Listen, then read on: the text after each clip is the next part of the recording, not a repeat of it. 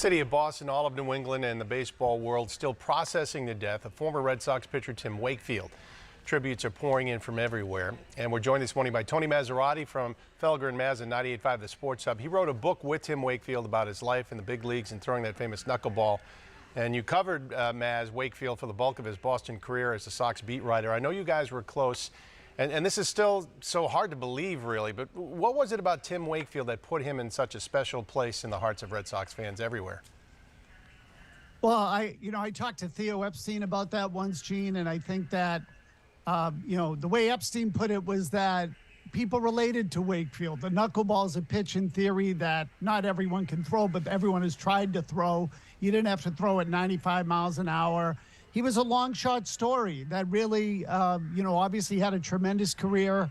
And for those people who met him, he was extremely genuine. He was really kind of understated, and but a very likable guy. And you've heard people describe him as a gentleman and things like that in the last couple of days. I think those are all very accurate. It's who he was. He was a genuinely sincere and kind man who took great pride in helping others, including his teammates. And look, it's a phrase that we throw around a lot, team player, but he was a team player. I don't know any other way to say it. He was really cognizant of the group's interests and what his sacrifices would have to be. And I think he believed that on the field and off. Yeah, and when he was playing in post-career too, I mean, this is a guy who was void of ego and attitude, which is incredibly rare, wouldn't you say, in the world of professional sports? Oh, definitely. Look, and that doesn't mean he liked being taken for granted. I mean, I think that is something that, frankly, he did feel happen from time to time, but he understood his role. And that's a thing that many of us don't, right? You don't understand your role. You want to be more than you are. And he certainly wanted some of that too. We all do. But he accepted his role. And frankly, I think he took great pride in it. I was looking this up this morning, and we all remember the big ones. Certainly the sacrifice he made in Game 3 of the 2004 American League Championship Series that allowed the Red Sox to reset their pitching staff and then get their act together and beat the Yankees in a fabulous comeback. I remember a game, I looked it up this morning, in 1996, it was in June, where the Red Sox bullpen was beaten up, and they left him on the mound at a game in Chicago to throw 158 pitches. The Red Sox got killed that night. He didn't complain about it afterward. And the next day, because they had reset their pitching staff, they went out and won 4 in a row and 5 out of 6. And it was that kind of stuff that he was willing to do. So now look, that wasn't a great team that year, which means the sacrifice in some ways was even harder. It's easy to do when your team is going for a championship.